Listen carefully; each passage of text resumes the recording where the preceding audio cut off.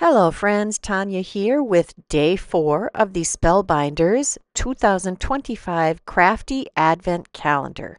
We're going to open that door on the Advent Calendar, and I still am so pleased with, I say it every time, the beautiful graphics. And here's a picture of what is in that box. I'm guessing that you all are looking at that and wondering what the heck that is. It's like an old-fashioned rubber stamp with the tall wooden handle. Haven't seen one of those in a long time. And I think of it, to me, it's more like the date stamp that you use when you go to a national park, or like the bank stamping paid or something. Just, that old-fashioned feel to it. So I did die cut the handle out of black cardstock, and I cut it twice because what I was using was a pretty lightweight cardstock. This rectangular piece has an embossed mark where the sentiment portion fits on the die cut, and there are 3 different sentiments that are included in this rubber stamp die set. I did have to dig through my stash to see if I could find a red/orange. It's kind of a rusty color that I'm choosing to make the red rubber for our stamp. And you could make it a different color. They do make rubber in other colors. But I was trying to go for a real traditional look here. Love you, thank you, and hello you. Isn't that fun? Next, we're going to use the Crafty tools. This came out this summer, I think. It's the Crafty Babes collection. And it is a good scale to use with that rubber stamp. And I wanted a scissor. I thought I was looking for some crafting supplies. I cannot tell you how much time I spent digging through my stash looking for supplies that are still current that coordinate with what we're playing with, because people inevitably want to be able to purchase what I'm creating with. But I think that I recall some scissors in one of the much earlier Spellbinders Club kits. Like one that had a backpack in it too, like the Amazing Paper Grace one. I'd have to look again. But anyway, I dug through my stash, found this Crafty Tools stamps, or sorry, die set, which is scaled very well to coordinate with that rubber stamp.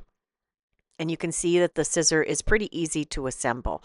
I used some holographic cardstock for the blades because you'll see it later. It coordinates with some of the other features that I'm going to create for this card. I'm just making sure that there's no glue left on that metallic cardstock because it would look funny. It would.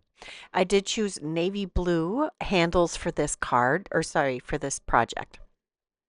Next, I pulled out the Crafty Hugs sentiments. This is from Yana's Daisies collection, and we're going to use 3 sentiments from this set. I'm going to use my favorite hack for glimmering, where I use a piece of copy paper for placement. It makes it so much easier than taping everything to the cardstock and then hoping it stays where it's supposed to. Next, I cut those pieces apart, and we're going to run this through the die cut machine to get my die cut sentiments. I used the included dies for the larger sentiments, and I love the swoopy font here. It really is fitting that a crafty, arty card has this very elegant, swoopy font. Next, we're going to use, you can use the Always and Forever or the Merry and Bright or any of the dies and Better Press sets that have the multiple banner shapes.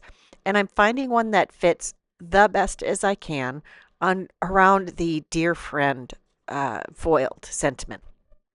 I love those die sets for that. Next, you know what? I had to. I got the Sarah Renee Clark updated color cubes, and this one has lots of categories. We're going to look under the fun and festive category and pick a color combo out of here. And I actually did this before I did my scissors. So this is the handy dandy bookmark, and this is the color palette I chose. And it really actually kind of fits the theme and some of the colors I had already picked out. But I was really attracted to this blue palette. So I'm using my the card here, and I actually used my color swatches that I created for all of these inks to pick these out.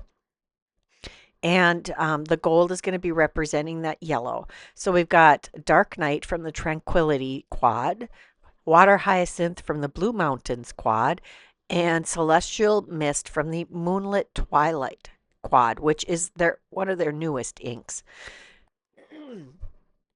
I am starting with the darkest color, and that is the Dark Night, and I'm ink blending that in the middle of an 8.5 by 5.5 inch piece of Hammermill cardstock because I'm going to do some glimmering on this. Now, these are not like Distress Oxides. They are a dye-based ink, and they do take a long time to ink blend, especially when it's a light color. And it really, I just started doing direct to paper with these lighter colors to get them to blend on the paper faster. And there's a lot of ink in those ink pads, thankfully. So then I decided I was going to try the Distress Oxides. I did Tumbled Glass, Uncharted Mariner, and Milled Lavender. Lavender. Those colors seemed to be in that same color palette. And that took far less time to ink blend. But that's the beauty of Distress Oxides. They are really designed for ink blending. They are a hybrid ink, a combination of dye and pigment ink, and I actually like the more vibrant color palette there. Next, I'm taking the Sparkle Background. This is from the Shine Bright collection from Carissa Wiley, and I believe there are components of this collection that are on the clearance rack. And I've just slowly been building my collection of this because I chose not to. I did not actually participate in this particular design team opportunity, and I'm regretting it. I love this. I've used it a lot. I've used the Shine Bright stuff a lot. I love these radiating rays with the sparkles in them. And the circle element in the center, there are sentiments and dies and stuff that coordinate with this that go right in the middle, but I just love that it covers a 5x7 card. So I'm using some Prism foil here, which is a silver holographic foil, and I am running that through a second time, and we're going to see this gorgeous background develop. That makes me so happy, and it's so easy to line up. I did foil the first one I inked too with the Altenew inks, and it looks great. It actually looks better with the foiling on it, but yeah, I decided to still go with the brighter one. There are these sparkles that you can foil, also from the Sparkle Background. And there's a coordinating die to cut all of those little sparkles out at once. And I foiled them with Aura, which is the gold holographic, to mix our metals a little bit. Next, we're going to use the 5x7 matting basics, and we're going to take the largest die from that and the Crackle Paint embossing folder. I believe this came out October. It's great. I love this. This is from, oh, now I can't remember the name of it. I think it's a Dina Wakley. I'd have to look, but as soon as I saw this Crackle Background embossing folder, I knew I had to have it. So I've got the Lisa Horton Cloud 9 solid gold metallic ink. I've lightly tapped that over the raised portion on the printed side of the embossing folder and ran that through. Next, we're going to take one of the smaller 5x7 matting basic set B dies and die cut that beautifully ink blended and foiled background. So we're going to have a nice matting of this embossed crackled paint piece and add that to our 5x7 card base. I did add an extra layer of cardstock behind that.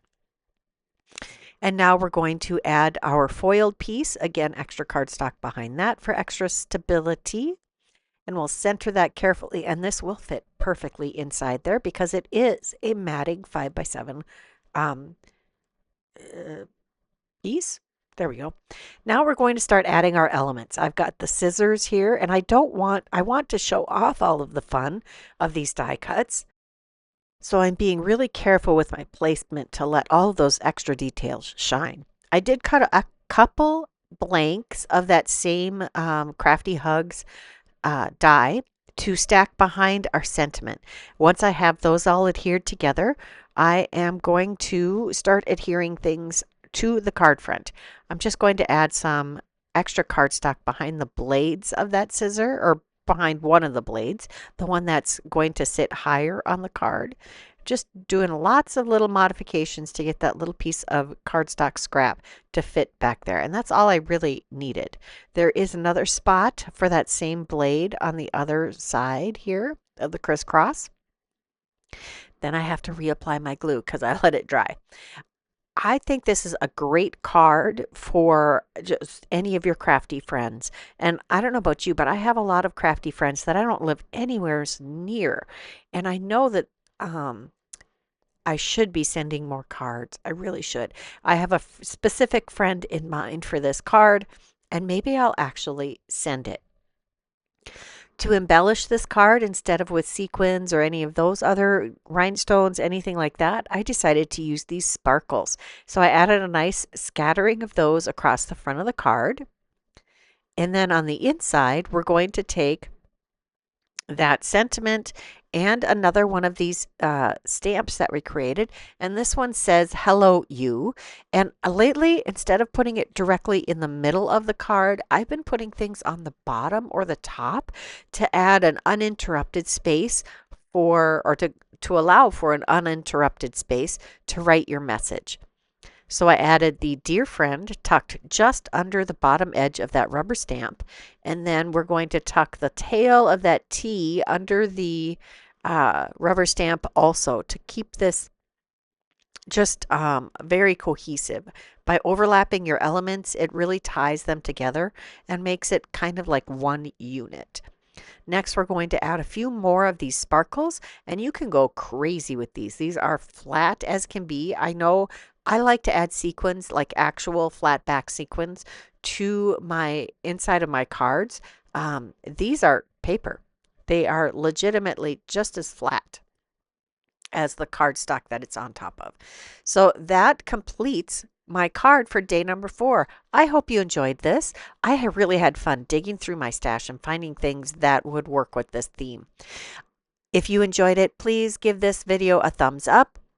Comment. I'd love to hear what you have to say. Subscribe if you haven't done that.